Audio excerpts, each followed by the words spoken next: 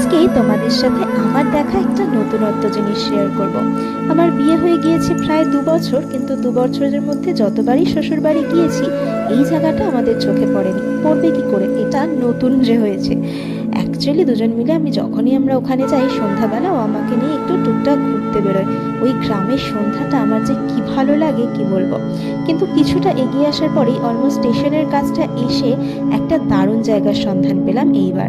এই যে এই খাবারের সন্ধানটা, এই রেস্টুরেন্টটা ছিল একদম ফাইন ডাইন রেস্টুরেন্ট, যেরকম আমাদের এদিকে হয় কলকাতায়, ঠিক সেরকমই রেস্টুরেন্ট ছিল। মকটেলস, স্যুপ, নানা রকম চাইনিজ খাবার, ফিশ ফ্রাই, ফিশ ফিঙ্গার, সমস্ত কিছু ছিল। তো গেলাম, গিয়ে ফার্স্টে আমরা 1 প্লেট নুডলস অর্ডার করেছিলাম। এই যে কোয়ান্টিটিটা দেখতেই পাচ্ছ, আর এটার প্রাইস নিয়েছিল মাত্র 60 টাকা। 60 টাকা হিসেবে খেতে বেশ ভালোই ছিল। বাট যেটা সব থেকে বেশি ভালো লেগেছে, আমাদের শো স্টপার বলতে পারো, সেটা হলো এই স্যুপটা। এটা 1 পোর্শন স্যুপ ছিল, 1/2। তো এটা না আমরা নিয়েছিলাম chicken hot and sour soup, আর আমরা একটা ভেবেছিলাম যে হয়তো ওকে ওকে খেতে হবে।